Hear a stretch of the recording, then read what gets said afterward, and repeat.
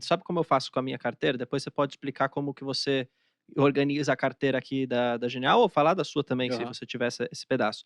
Mas a minha carteira de dividendos eu faço da seguinte maneira: eu pego todo o horizonte, né, de ações que eu vou ter na minha carteira. Então, sei lá, vamos supor, número X de ações. Aí eu pego um pedaço das ações, são aquelas que já pagam dividendos consistentemente forte do passado e vão pagar para frente, são previsíveis. Taesa, por exemplo, Aham. elétrica em geral, vai, transmissora de energia, grandes bancos, seguradoras também, BBSEG, por exemplo. E aí um pedaço da minha carteira eu falo, olha, aqui as famosas crescidentes, né, que eu vou colocar aqui dentro, que são as empresas que às vezes já pagam hoje um pouco, mas tem a possibilidade de crescer e pagar muito lá na frente. Sim. É o caso, por exemplo, no meu caso aqui, que eu acho que isso acontece, que é o Klabin, que hoje já paga um pouco, mas tende a pagar muito mais no futuro. E é o caso de, por exemplo, você às vezes comprar uma empresa que você vê que ela vai pagar bem, e hoje às vezes nem paga tanto. Como, por exemplo, Taurus da vida, se você for pensar, pode colocar no radar. Você Aham. pode colocar uma Rumo no radar também. Então, acho que tem espaço para isso na minha carteira. A maior concentração, para mim, já fica nessas empresas que já pagam hoje. Já tem essa previsibilidade, já é perene, é de setor perene. Mas acho que é sempre bom ter essas famosas pimentinhas. E não é pimentinha do tipo, vou colocar a Magalu. Magalu nunca vai pagar, essa que é a grande verdade. Mas você vai colocar uma empresa que pode pagar. Rumo, Taurus, Você pode até uma de eventualmente colocar commodity, por uma Vale, exemplo, é. Vale da vida, exato. Então acho que isso tem espaço na minha carteira, eu acho que é muito oportuno. O pessoal se confunde, fala assim, pô, eu vou colocar ações de oportunidade na carteira, porque elas vão me pagar dividendo lá na frente. Cuidado, qual que é a ação de oportunidade? De novo, se for uma ação do varejo, como Magalu, nunca vai pagar. Minha visão. Por quê? Porque a margem é muito apertada, é um setor muito difícil do cara Ah, conseguir pagar um dividendo muito consistente. Pode vir um one-off, assim, um extraordinário? Pode até acontecer, mas é difícil de se manter esse pagamento. Agora, oportunidade que vai pagar dividendo, aí eu acho que faz sentido. e tem vários outros setores. Shoppings, por exemplo, é um setor Shopping também. que você também tem uma consolidação de certa maneira, Que às vezes paga bem, né, que por uma paga razão bem. específica. Eventualmente tem um desinvestimento que o cara conseguiu comprar um shopping ou desenvolver um shopping, Uhum, e ocupar o shopping inteiro, trazer um volume de vendas para o shopping interessante, concordo. depois esse cara vai e vende o shopping, entendeu? É. Então, às vezes, gera um dividendo A hum, própria Brasil Agro também, acho que é Brasil Agro, né, que tem que a faz questão das redesenvolvimento de fazendas. terras. Então, é quando eles vendem as fazendas, às vezes eles distribuem uma porrada, porque vendeu, recebeu toda a grana. Mas aí o cara tem que entender, pô, às vezes isso não é consistentemente, não é todo ano, não é Sim. toda hora, como uma transmissora, por exemplo. Aí tem que. É. E é importante de falar para o pessoal que está em casa assistindo a gente, porque assim, antes de você fazer qualquer estratégia de qualquer carteira de investimento, independente se vai ser dividendo ou crescimento, primeira coisa que você tem que fazer é saber o teu objetivo, né? A gente É, estava falando exato. isso aqui em off. Porque não adianta nada você falar, eu quero uma carteira que vai me gerar renda daqui 10 anos, e aí você está comprando só empresas de oportunidade, né? Que vão te pagar um dividendo agora, mas que lá na frente não vão conseguir distribuir dividendos. Você enche sua carteira, por exemplo, de commodities, que é o caso do novo indicador lá, o novo ETF de dividendos que foi anunciado. Esse ETF está Concentrado pra cheio, caramba em commodity. cheio de commodities. Por quê? Porque olha só para o passado, faz uma análise de retrovisor. E aí que tá o risco, né? Exatamente, olhando para aquelas empresas que pagaram bons dividendos no passado e majoritariamente elas são commodities. E hoje você vai estar comprando empresas de commodities quase no topo de ciclo, várias delas aqui com dinâmicas desfavoráveis, tá? Então, tenha isso em mente. O que você tem na cabeça? Você quer o quê? Você quer receber renda daqui a 10 anos, daqui a 5 anos? Quero receber renda agora. Isso é importante para mim? E aí você vai fazer a ponderação dos pesos de acordo com setores que estão em melhores dinâmicas ou eventualmente que você acredita lá na É, frente, né? tem gente que discorda, por exemplo, de pô, eu não quero ter ações ligadas a commodities numa carteira previdenciária, porque é muito cíclica, tem essa volatilidade. Isso até é verdade, de fato, você tem essa questão mais cíclica mesmo. Se for de ver dividendo de Vale, de Gerdau, porra, é muito mais volátil do que o dividendo que pagou Taesa, do que pagou o Sim, Banco do Brasil, do que pagou o Transição Paulista.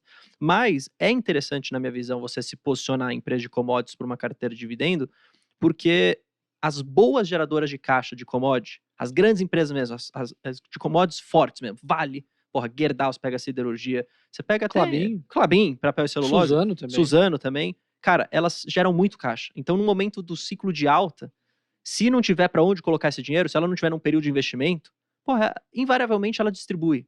É só você pegar o yield da Vale quando você vê essas questões do minério muito alto, topo de sílico, aquela receita gigantesca, aquela geração de caixa muito forte, eles distribuem pra caramba. Óbvio que o dividendo cai quando o ciclo vai para um ciclo baixista. Isso é normal. É normal, é cíclico mesmo.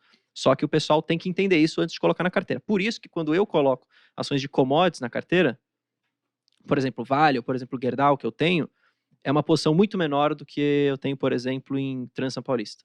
Ou do que eu tenho, por exemplo, em Taesa, ou em Banco do Brasil, ou em BB Seguridade. Por quê? Porque eu tendo uma posição maior nessas empresas mais perenes, eu garanto que o meu fluxo de renda passiva ele vai se mantendo, independente do ciclo da commodity, entendeu? Então, acho que isso é importante.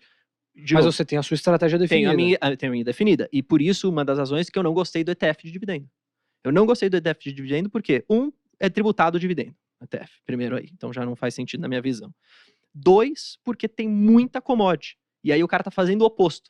A carteira dele tá muito concentrada em commodity. Aí vem o ciclo baixista, pô, cadê minha renda? Não tem. Por quê? Porque ninguém tá pagando direito. Então, é um pouco da minha visão. O pessoal fala, vou replicar então o ETF comprando tudo particular, né? Sem comprar o ETF. Mas você vai estar comprando commodity de qualquer jeito. Vai estar comprando muita empresa de commodity. Mas isso é importante de saber, né?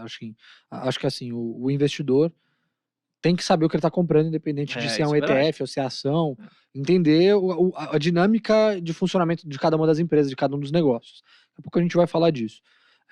Beleza, você chegou, fez sua lição de casa, eu sei qual é o meu objetivo que eu estou investindo, a gente até fez um podcast falando de renda extra, meu objetivo é ter renda extra não hoje, mas daqui a 10 anos. Beleza. Outra coisa que eu acho que é super importante para os investidores que estão assistindo a gente é saber o quanto de tempo você tem para dedicar para estudar e para acompanhar o mercado. Porque muitas vezes, o cara que está assistindo a gente, ele, tem N outras coisas para fazer da vida. O cara tem filho, o cara tem o trabalho dele, que ele já trabalha intensivamente durante o dia. O cara quer cuidar da saúde dele. Às vezes o cara não tem saco ou não tem tempo para ficar acompanhando papel a papel. Então, assim, você tem que saber, tem que fazer essa autocrítica de quanto tempo eu tenho para analisar e quanto tempo eu tenho para acompanhar as empresas que eu quero investir, que eu quero me tornar sócio. Porque, assim, um erro que vejo muitas pessoas cometerem, elas compram as empresas e esquecem. Esquecem delas, isso é verdade. E se você compra e esquece, no momento que as coisas não estiverem indo na direção que você achou que iam, você nem vai saber. E aí você vai estar com o Magazine Luiza caindo 95%, e não vai saber se é hora de comprar mais ou se é hora de realmente abandonar o barco. Ou se você só larga na tua carteira e deixa aquilo, torce para um dia voltar. Então acho que é importante fazer essa autocrítica, essa autoanálise, tá? Concordo.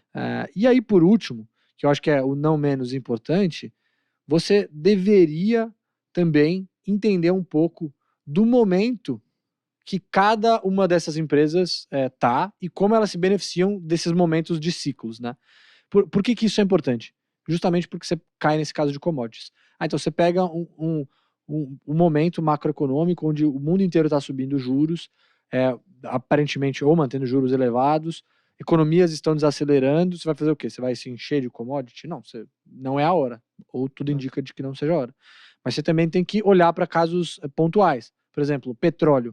Por que o preço do petróleo está alto? Eu tenho que saber por que o preço do petróleo está alto. Foi só por conta da volta da pandemia? Ou tem uma questão estrutural de que o mundo estava olhando para a eletrificação e parou de olhar para o petróleo, parou de fazer investimentos, porque o petróleo passou a ser taxado, né, como uma commodity que prejudica o ambiente, ninguém quer mais olhar para isso, o mundo vai ser verde e tal. E no final das contas não foi isso. Então, ali tinha uma oportunidade. Então é importante você saber o que está acontecendo, até para você confrontar as suas crenças, né? Então acho que essa é uma das coisas muito importantes. Definido isso, aí sim a gente vai fazer aquilo lá que eu falei. Vai olhar um pacote de ações, vai olhar para o passado, o que elas entregaram, como elas estão hoje, quais são as expectativas no futuro.